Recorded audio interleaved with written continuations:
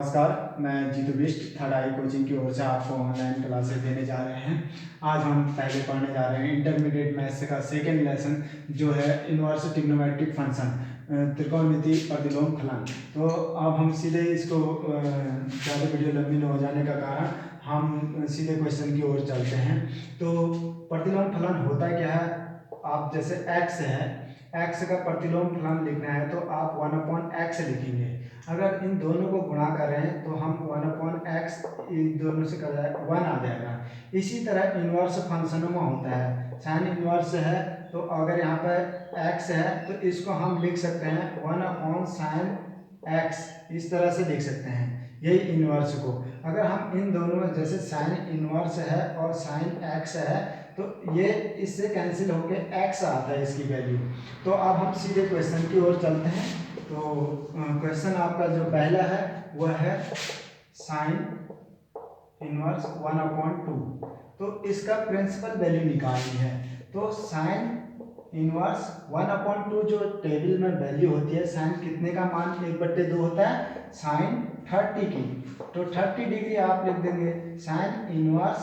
तो साइन 30 को रेडियन में कन्वर्ट करेंगे। रेडियन में कन्वर्ट कैसे करते हैं, तो इसे π/6 आप रेडियन में कन्वर्ट करना जानते हैं, तो इससे ये कैंसिल हो जाएगा। तो 5/6। अब प्रिंसिपल वैल्यू देखें, साइन का जो डोमेन होता है वह -1 से 1 के बीच में होता है। अब देखें -π/2 से π/2 के बीच जो है साइन का प्रिंसिपल वैल्यूज होती है।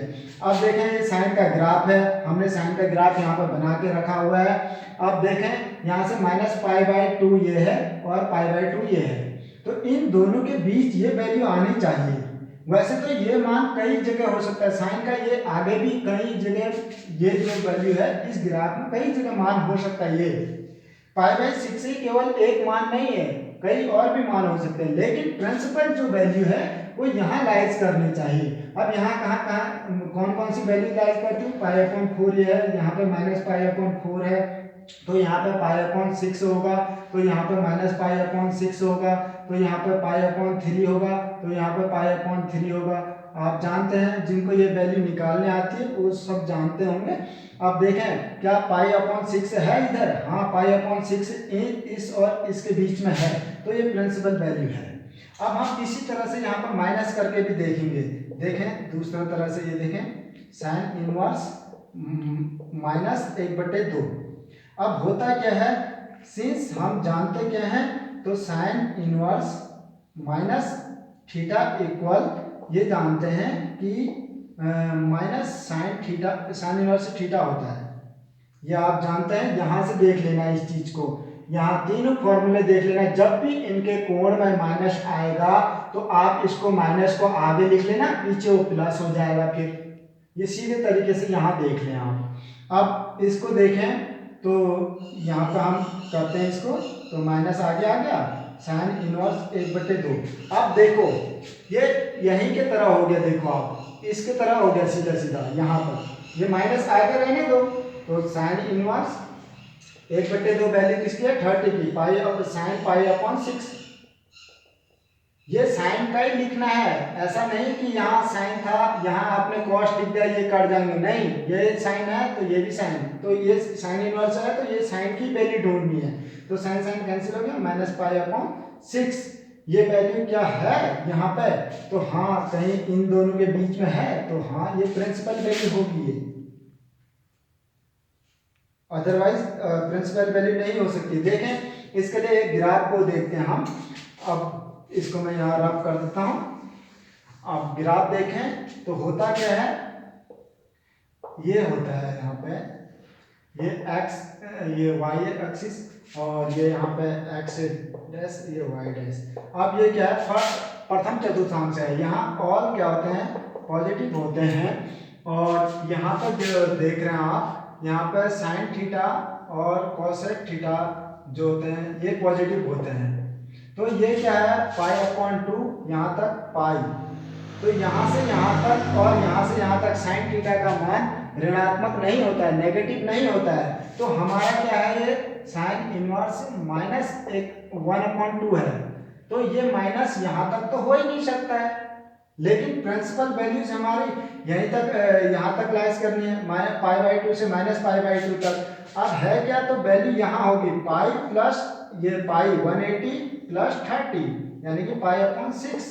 तो अगर यहाँ पर देखें तो ये इसको इस तरह से लिख सकते थे हम साइन इनवर्स, तो साइन ये पाई प्लस पाई अपॉन 6, तो ये इससे कैंसिल, तो पाई प्लस पाई अपॉन 6, तो ये 7π/6 ये भी एक वैल्यू होगी, ये भी साइन की साइन इनवर्स -1/2 की ये भी वैल्यू होगी, लेकिन ये प्रिंसिपल वैल्यू नहीं होगी।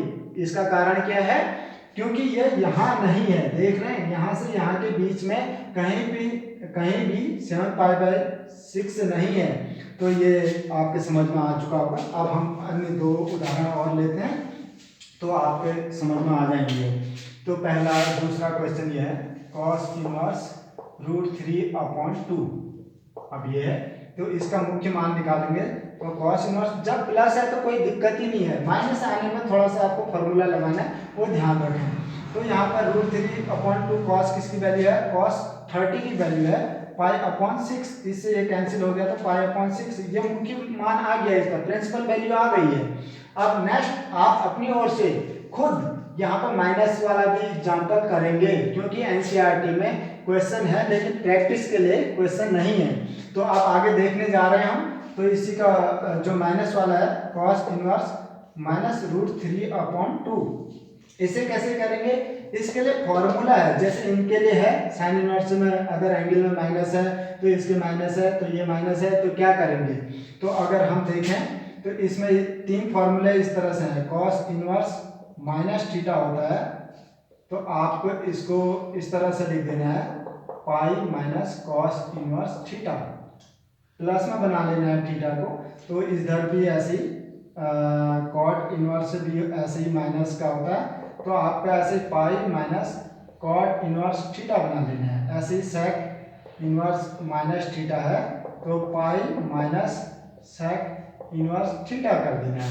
तो आप इसको इस फॉर्मूले में करेंगे तो क्या हो जाएगा, देखें cos इनवर्स, तो ये इस तरह से नहीं, तो ये पूरा इधर चेंज हो जाएगा, तो पाई माइनस cos इनवर्स, ये किसकी वैल्यू है, तो ये पहले तो इतना ही लिखें, तो ये cos में किसकी वैल्यू है, पाई माइनस cos इनवर्स, ये cos 30 की है, cos π/6, तो इससे ये कैंसिल हो गया, तो 5π/6।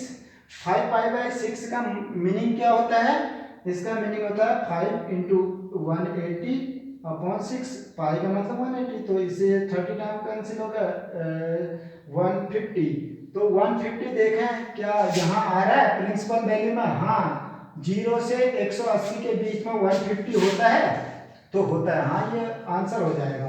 देखो मैंने प्लस का भी बताया माइनस का भी बताया। अब हम आगे और चल रहे हैं, एक एग्जांपल और ले लेते हैं tan इनवर्स का भी। अब देखें tan इनवर्स 1 है, अब देखें इसका वैल्यू क्या होगी, प्लस में तो कोई दिक्कत ही नहीं है, ये tan 45 की होती है, tan π/4 कर देंगे, तो इससे ये कैंसिल होगी π/4, ये आपका आंसर आ चुका है, प्रिंसिपल वैल्यू आपको मिल चुकी है। इसके बाद आपने करना क्या है, तो नेगेटिव वाला करेंगे, तो इसी को नेगेटिव में ले लें, तो tan इनवर्स -1, इसको नेगेटिव में लेंगे तो कैसे होगा, देखिए ये फॉर्मूला काम करेगा, तो ये फॉर्मूला काम करेगा, तो tan इनवर्स 1 हो जाएगा, यहाँ नेगेटिव हो जाएगा इस तरह से, तो tan इनवर्स ये 1 किसकी वैल्यू होती है tan में, tan इनवर्स ऐसे ही रहेगा, ये जब तक tan में लिखेंगे तब तक कैंसिल नहीं होगा, तो tan में 45 की होती है π/4 की, तो आप tan से tan कैंसिल, ये माइनस आगे है ही, तो यहाँ पे π/4 ये प्रिंसिपल वैल्यू होगी।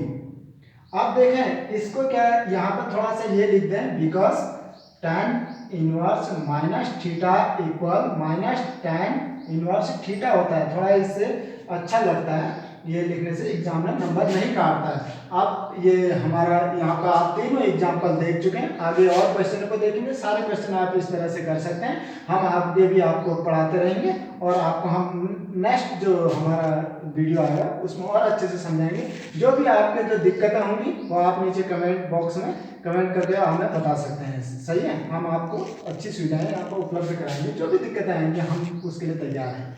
Thank you.